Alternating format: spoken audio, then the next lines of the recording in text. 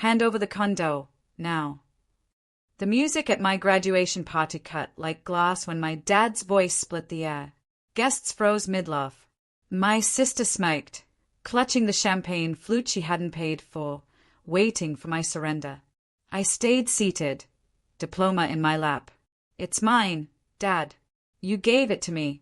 It's in my name. His hand struck before I finished. My head whipped sideways, light swimming. The smell of roasted chicken and frosting mixed with copper in my mouth. Nobody moved. Not even my mother. She just lowered her eyes. Do you want me homeless, so she can live in marble? I rasped. He snarled. His fists landed again, until breath felt like a luxury. My sister whispered, loud enough for the crowd, "Stop being dramatic. Just give it up." I staggered to my feet. The world tilted. Clapping turned into buzzing. The gift table glowed in the corner. Silver paper, empty promises stacked high. None of them mine. I walked out, bare heels scraping concrete, calling someone whose voice steadied me. The line crackled, words I barely processed, but I clung to the sound like a lifeline. 30 minutes later, the door of my condo rattled with a knock. Not timid, firm, the kind that shakes air. I froze. My heart knew before my ears confirmed. Uniformed steps outside. The police. Have you ever had family cross your boundaries so violently you thought the law might finally see it? Tell me in the comments. The knock echoed again, and in that vibration, I realized silence could be louder than begging. The knock wasn't just a sound, it was a drumbeat against my ribs. I pulled the blanket tighter around me, though I was still wearing my party dress, stained with frosting, wine, and humiliation. The mirror across the room caught my reflection, lip split, mascara streaked, my cap and gown discarded in the corner like confetti after a storm. I opened the door crack. 2 officers stood there, faces unreadable. The taller one tilted his head, eyes scanning the marks on my jaw. We got a call. His voice was steady, not soft, not cruel, just steady. Behind them, the hallway smelled of disinfectant and distant curry. The neighbor's door was cracked open. Mrs. Alvarez peeked out, holding her cat like a shield. Word had traveled fast. My throat burned. It was my dad. The shorter officer shifted, writing in his pad. We'll need a statement. Are you safe right now? Safe. The word caught in me. My own home felt like a borrowed room, the title deed stuffed in a drawer, the ink still fresh. I nodded anyway, because nodding was easier than explaining. The taller officer's gaze flicked to the side table. My keys sat there, attached to a brass keychain shaped like a cracked glass heart. Dad had given it to me years ago, when things still looked whole. The crack down the center had deepened with time, and tonight, it seemed to split wider in the dim light. I signed the papers they handed me with shaking hands. The pen dug into my skin. Each letter of my name looked foreign, like it belonged to someone braver. Would you like us to escort you back to the party? Or, he stopped himself. Even he knew there was no party anymore. Just wreckage. I shut the door softly, the echo crawling through the room. Alone again, I traced the crack in the keychain with my thumb and thought, maybe broken things aren't warnings. Maybe they are proof that you've survived. But I also knew this was only the beginning. Morning light bled through the blinds like it was ashamed to touch me. My head throbbed in rhythm with the bruises, but I forced myself upright. The condo felt too clean, too quiet, as if the walls themselves were holding their breath. On the counter sat my phone, blinking with unread messages.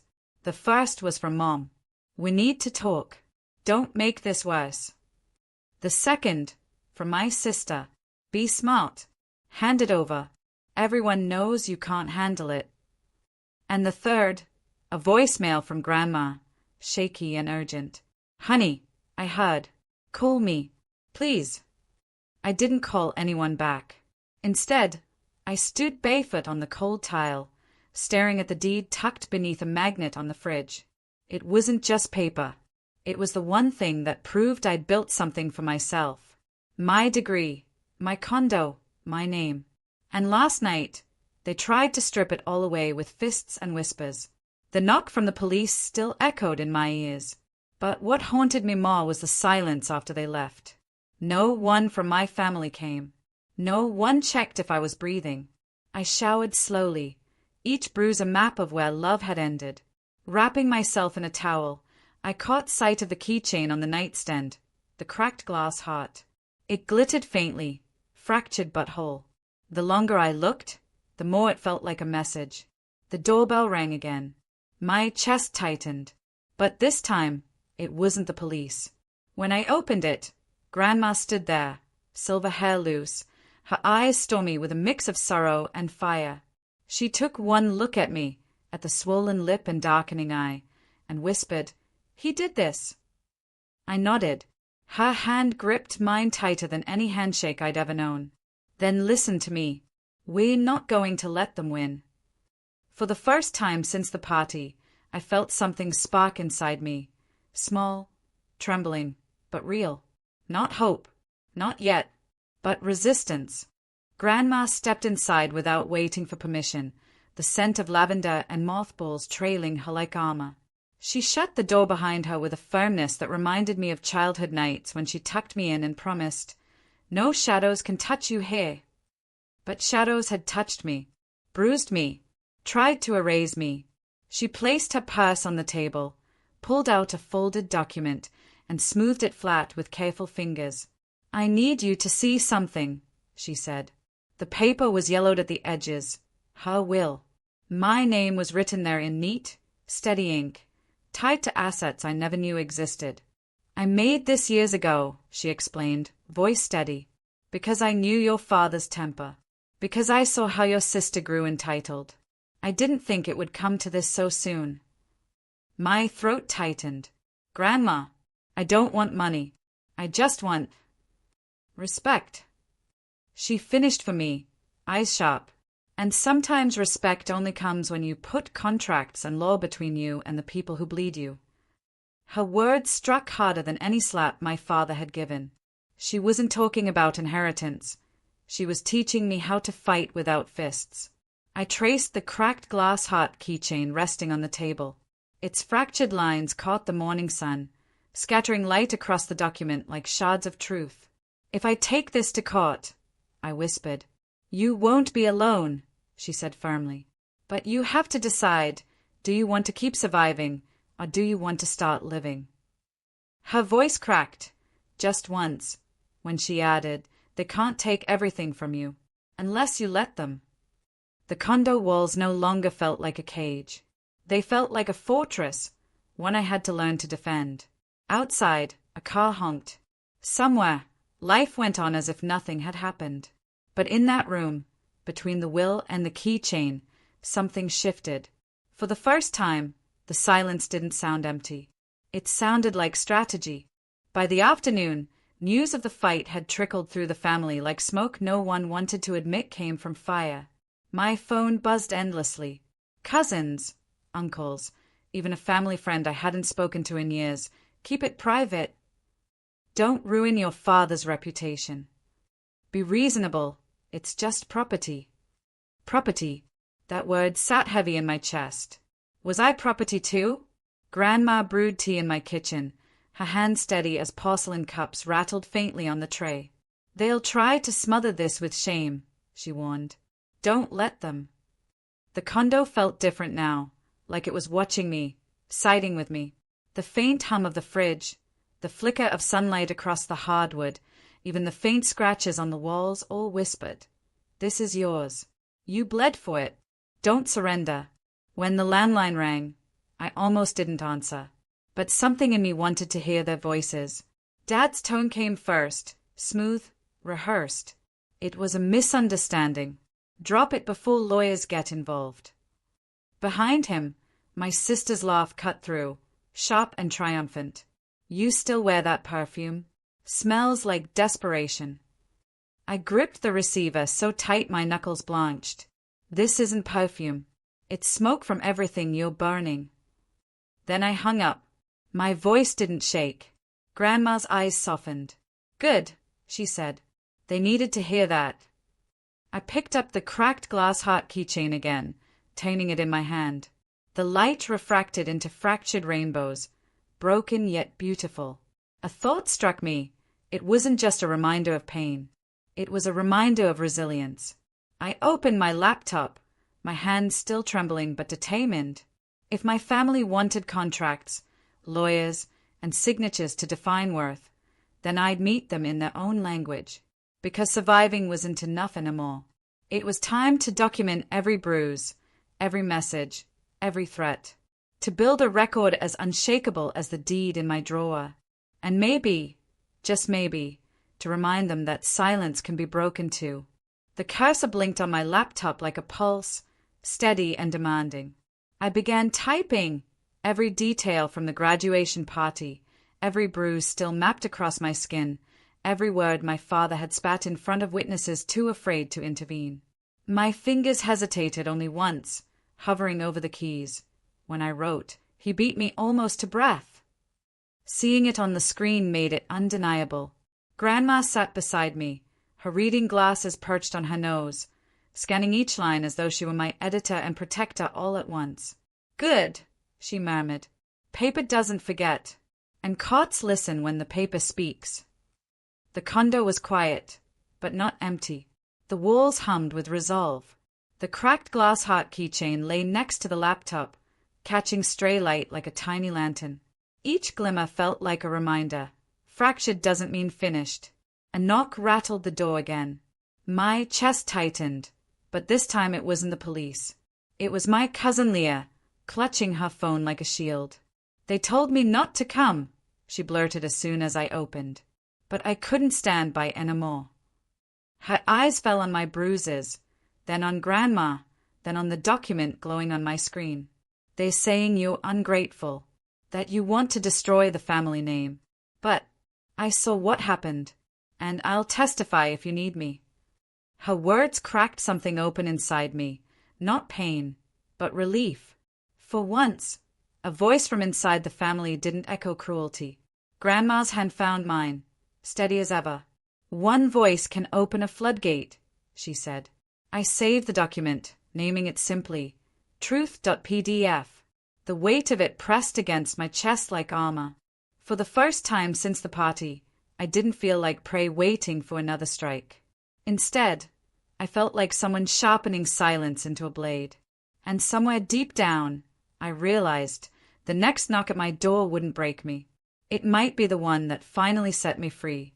The next morning, my condo buzzed with attention so thick it felt like the air itself was listening. I set the cracked glass heart keychain in the center of the table, next to the printed pages of truth.pdf. It looked almost ceremonial, like a contract between past and future. Grandma poured coffee while Leah paced the kitchen. "They're panicking," Leah said, phone in hand. "Your sister's posting family photos online like nothing happened. Captioned, 'Grateful for blessings.'" She shoved the screen toward me, her voice sharp with disgust. "Blessings? She watched him hit you." I stayed at the photo, my dad smiling, my mom pretending, my sister glowing in a dress I'd once lent her. For a moment, rage threatened to drown me. But then I noticed something small, the background. Behind them, the graduation cake sat untouched, candles still unlit. "Proof. Send me that picture," I told Leah. "Every lie they post becomes evidence." Grandma nodded, her voice a low current. "They built their empire on silence. You'll dismantle it with receipts." The knock on the door came at noon. My heart didn't flinch this time. When I opened it, 2 officers stood there again, but this time they weren't alone. Behind them, my father. His eyes darted between me, the papers on the table, and the women flanking me like sentinels. "Sweetheart," he began, smoothing his tie, his voice dipped in false honey. "Let's not drag outsiders into this. We can solve it as a family." The taller officer glanced at me. "Your choice. Do you want to continue this formally?"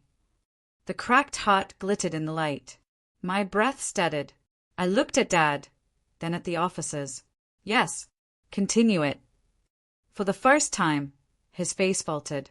His confidence cracked like the glass on my keychain. And in that split second, I understood. This wasn't just my fight. It was the fracture that would finally expose them all. The officers stepped inside, their pens poised, their presence heavy. My father's charm unraveled with each second of silence. He shifted, adjusted his tie, cleared his throat, but the authority in the room no longer belonged to him. It belonged to me, to Grandma, to Leah, to the paper on the table glowing under the light. "I want a restraining order," I said clearly, my voice low but unwavering. "And I want my statement recorded. Every detail." The taller officer nodded, setting his clipboard down. Dad's jaw clenched. "You'd humiliate us all for this? For that condo?" His hand twitched, as if reaching for the control he no longer had. Grandma's voice cut through the air, sharp and steady. "Not the condo. Her dignity. Something you never learned to protect." Leah stepped forward too, eyes blazing. "And I'll testify. I saw everything. I won't let you rewrite the story." For a moment, Dad stood there, exposed, his empire of intimidation collapsing under the weight of truth. He opened his mouth, but nothing came. Not denial, not apology, just silence, the kind that admits defeat without speaking it aloud. The officers escorted him out. The sound of the door shutting was softer than I expected, almost gentle, but it felt like the closing of a chapter carved in blood and betrayal. I sat down at the table. My hands trembled as I picked up the cracked glass heart keychain. The fractures shimmered like a map, each line a reminder of survival, each shot of light proof of resilience. I clipped it back onto my keys, not to forget, but to remember. Grandma placed her hand over mine. "Sometimes revenge isn't fire," she said quietly. "It's clarity." And she was right. I didn't need to burn the family down. I only needed to hold up a mirror and let the cracks show. I breathed in, steady for the first time in days. The condo, my name, my truth, they were still mine. And nothing they tried to take could erase that.